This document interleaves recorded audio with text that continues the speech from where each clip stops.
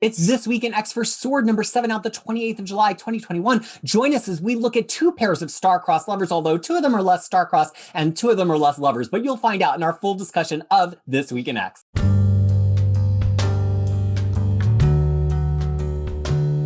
Well, folks, we are here to talk about Sword number 7 as it rolls into another event, because what would be a Ewing comic without having to roll from event to event and just deal with the tides? So this connects to The Last Annihilation, but it is not, we must emphasize, a direct crossover with Guardians of the Galaxy, even though it somewhat picks up from where Guardians of the Galaxy left off last week, which rolls us into our spoilers comment. We are going to not only spoil this year's issue and all of the X-Men issues as we do, but we may also do some spoiling. In fact, we must also do some spoiling of Guardians of the Galaxy from last week, although Tyler maybe was the only one who read it, so we'll see how that goes. And Empire. Oh, and Empire. I'm going to spoil Empire. Okay, Empire. So there you go. That's your warning. Sword number 7. Let's get our initial round of thoughts, feelings, reactions, and then we'll go a little bit deeper on the plot. Tyler? I think there are some interesting beats here and really good art. It kept me intrigued. So I'm going to give it a 3.75 mochi balls out of 5. Hey. I assume it's mochi balls. Harry.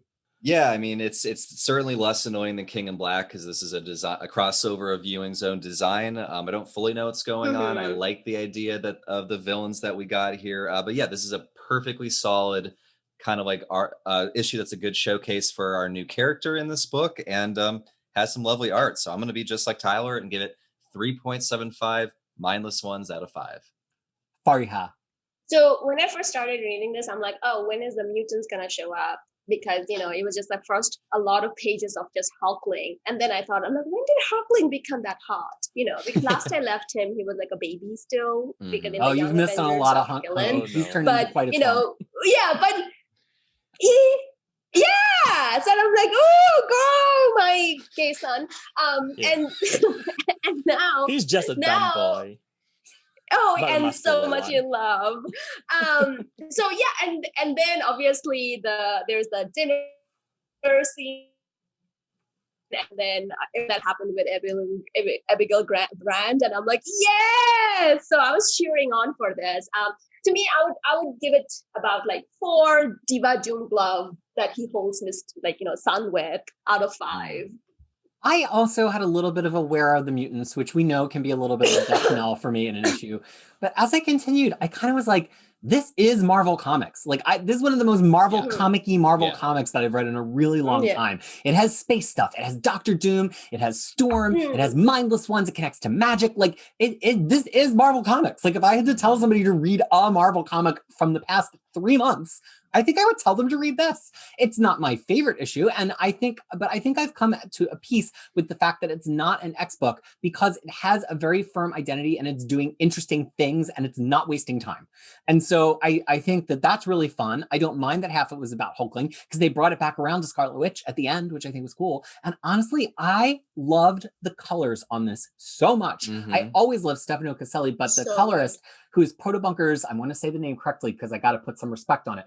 First Fuente Sujo, you nailed it. You killed it. The colors were beautiful. Your Storm was amazing. You totally rocked. And it was spacey. Yeah, it felt like nice and bold and saturated, but also some misty mysteriousness. I like these colors a lot better than the colors in Guardians last week from what I saw. Oh, is it the same colorist? No, different. Oh. Federico Blee colors Guardians. All right, so I want to start. There's 2 chunks here. There's the farther out in space chunk, and there's the Storm and Doom at dinner chunk. Before we get started, Tyler, is there anything that you think this issue does not adequately explain that we need to know from Guardians from last week? Not exactly. They just didn't mention who the main villain is here, right? Which is like Dormammu impregnated Ego, right? Yeah, that's it. I think that's all you need to know. I love comics. That's why you have all those magic circles, and that's why you have the mindless one coming through the magic circles. Yeah. That's all. I think that's all you need to know right now. Yeah. Yeah. So basically, Ego can give. I'm a little shaky, although I have been reading Guardians of the Galaxy. Ego can kind of give birth to a mindless one wherever, because Dormammu is just opening portals wherever. Okay. Ooh. It's a cool idea. Like Doctor Strange way? Yeah, Doctor Strange way. Yeah. Oh, yeah, and it's actually kind of looks like the MCU version of the It circle, is though, by because the it way. has Sure. it also Yeah. has a sigils around it, so that it tells you it's magical. Yeah. So yeah. Yeah, look at that. But you know, Mhm. isn't that like the most like a comic thing I've ever heard? That Ego can now give birth to To mindless things. ones. Yeah, to mindless ones because Dormammu got to him. I'm like, this is like the most comic thing I've ever heard. My favorite way that they use Ego is instead of just him like yelling at people in space and they're like, oh, he's a planet with a mouth, is when they go down to his surface and it's like grody and it's like almost like body horror, but on the planet. And like, they're like, what's that? And they're like, oh no, that must be his nose hairs. And they're like, I love anything that plays with the body horror aspect of Ego. So the idea that Ego is that, you know, Ego has been made to kind of spread mindless ones throughout the universe. I just really dig that. Like Carrie says, I love comics. Okay. Let's talk about the war first. So Galactic War has begun, and we get this beautiful rainbow colored data page, which, you know, give me a rainbow and I'm in, about how everybody has responded. How the throne world is under threat. Emperor Hulkling responding. L'Oreal, the Accuser responding. Skrullos under threat. Wiccan responding. Knights of the Infinite responding. Earth, busy signal. And so basically, this sets up Hulkling kind of having his last stand. He brings back Captain Glory, who he exiled at the end of Empire because he doubled. Oh no, he did not exile. No, Glory exiled himself. Oh right, because he's like, I can't be a part of this. Yeah, but you will. Yeah, I don't do peace. So but there will be a exile time me. that you need me, and Hulkling's like, yeah, whatevs. And here it is, because you know, a year later, it's being rewarded. And basically, they just have like Custer's last stand. You know, they almost get annihilated, and then at the end, Bran saves the day because she's the one who intercepted the phone call so that she could save the day. And we get the final scene from Empire mirrored here because Ewing set it up in Empire. Faria, thoughts on the whole last stand, Bran saving the day because Bran ruined the day, the whole caboodle? It was so good, you guys. When am I gonna get Bran and Beast talking over how they are the villains, but they're doing the really right thing for oh my goodness. While they take each other's clothes off and feed each other blue muffin. I need that issue to happen. Like, you know, because two of them are like, it was just like, I'm like, is Ewing doing this on purpose? Like, is that why he's setting, like, I mean, I don't know, Percy and Ewing, they're just setting it up because these two are like the most unlikeliest couple that should be together. And now they're the one who's trying to get rid of the helmet bros so they can be the, you know, the secret society or secret council of Krakoa. It's just like so perfect. And because I was also like, oh, why is the Avengers not coming? What are you gonna do about it? Because, you know, I have the PTSD about like Avengers being dumbed down in like in the X-Men comics, but now I'm like, oh, and it was a brand. One thing I would say though, can we stop saying like, you know, saying bad shit about Scarlet Witch now? Like, I mean, it's just like the way everyone talks about her, I really find it annoying because even she's like, oh yeah, the mother-in-law ruined the Fagala. She was murdered. Like, I mean, I don't know why they write this story that way. Like in the very last data page, that annoyed me a lot. And then also like Prince Consort. Like, I'm like, don't call him that. He's that is what they call him. That's what they call him. He has made many appearances now that they're married. That's his official title. Yeah, that's his official title. I don't know. Yeah. Why not call him husband? I don't know. I mean, it's just a weird thing because they couldn't call him queen. They call him king. But he's not a king because Hulkling's the emperor. So why not have Emperor Hulkling and King Wiccan? Why is he got? Why is he got to be? Make sense. Because they're inherently singular. Yeah. No, because this is what annoys me because they're Harry, the monarchist in chief down there with their yeah, exactly. Like because it bothers me. It's like because the thing is like they're like a symbol of like, I mean, I think they're the only gay couple that are married, right? In Marvel, no, except for Kyle and North Star. But yes, North Star. But yeah, there's two. So why are we like taking it down a notch? Like, why are we calling him consort? Because they're married. I think because traditionally in that monarchy, there is no name for a gay husband to an emperor. Naked. Make like it what? happen. Yeah, so that's why they are saying Prince Consort. Yeah. Yeah, I'm just saying make it happen. I That take it annoys more as me. like a sign of disrespect almost, like they're kind of looking a Yes, little bit. exactly. Well, they kind of Exactly. felt Because that you way know, in Empire. who Well, that's the story reason. There Yeah. you go. And I'm not recommending anybody reads Empire actually, because it was boring as sin, and it was co-written by Dan. We don't say the last name in case he appears like Beetlejuice. But they're it's me. I wrote Spider-Man for 20 years.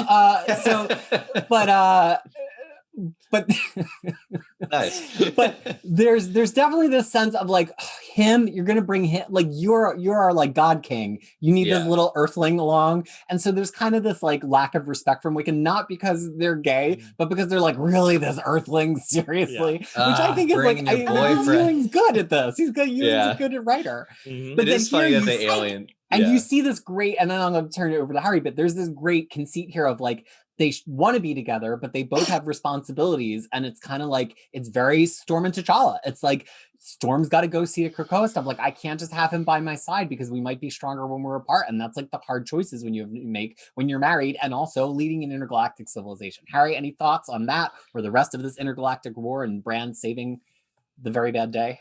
I mean, I think just rock solid would be my description. Like, this really is just like bringing things home from Empire, setting things up for this crossover. It really is just like just speaking to how good the execution here is, that there's been so many crossovers, but somehow it still feels like we are booking, we have freaking movement, we have things building. Like, it's just very, I've said 1,000 times, very deft. And I've just been rereading old comics. I've been reading past comics, and I read the watch out down there.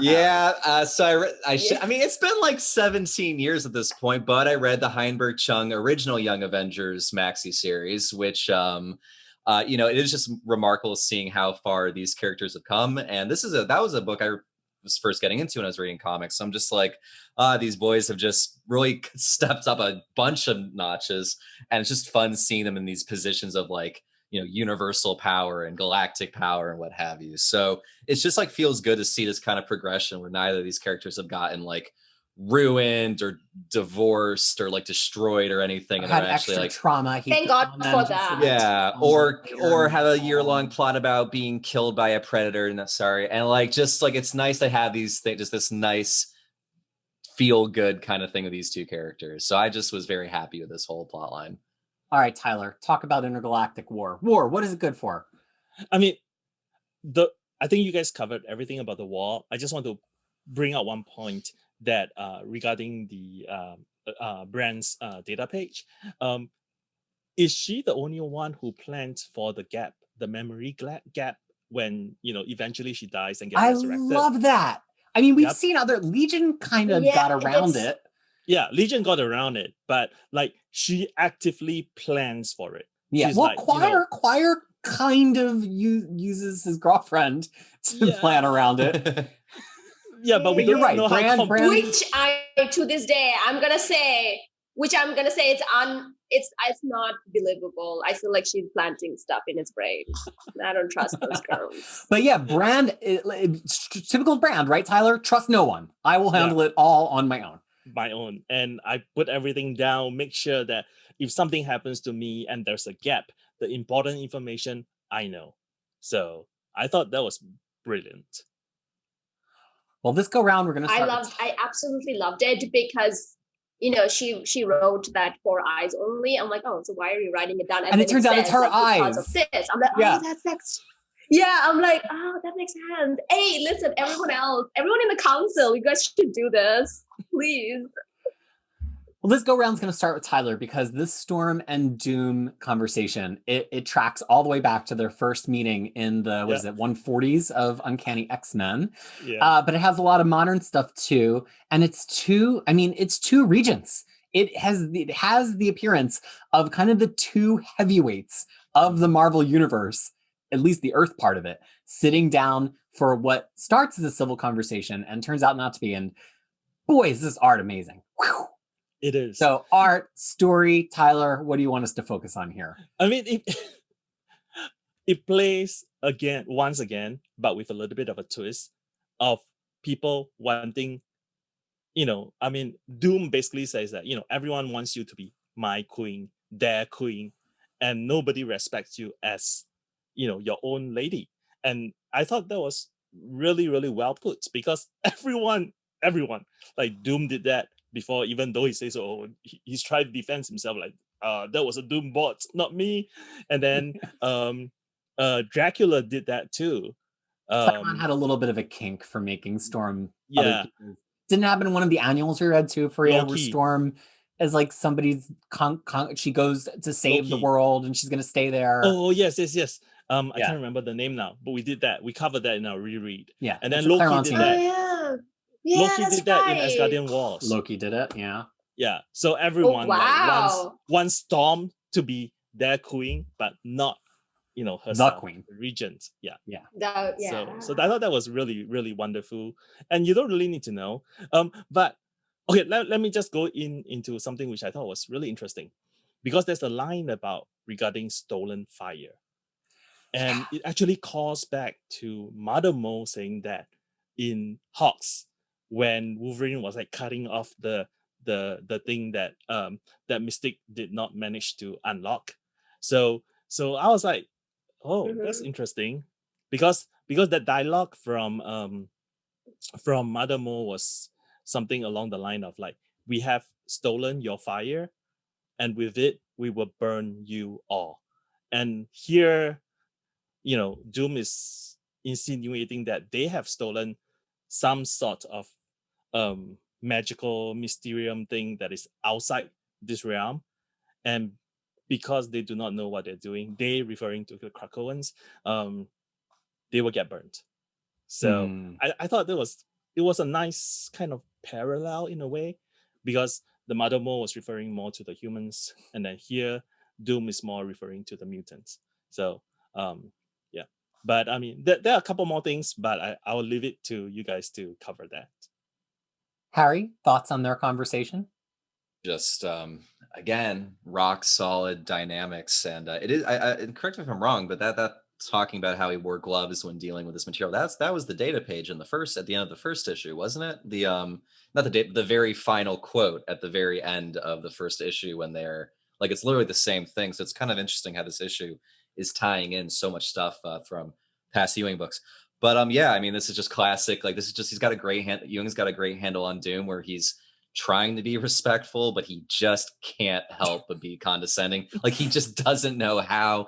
But there's good continuity stuff here. He's mentioning his mother, because I just read all of infamous Iron Man again today, and so many Mama's Boy issues going on in that book. It's fun to kind of see him touch on that a little bit, and just like, yeah, I mean, he's trying, but as Storm says, you know, it's nice to play by one person's rules, but it's better to not play by any at all. You know, that leaves a better impression. And you know, he still comes off like a simp for Storm in a weird way. But yeah, I love it. Aren't we all? Not even Doom is exempt, and I understand. But no, it's just like, you know, two voices for a character. Like, Ewing's just showing off some muscles so hard here for being able to write these two characters well. Freya? So, I mean, we talked about it before, about, you know, how writers write old stories thinking that you have read every single X-Men story in Under Earth. And a lot of us haven't, because we have better things to do with our lives.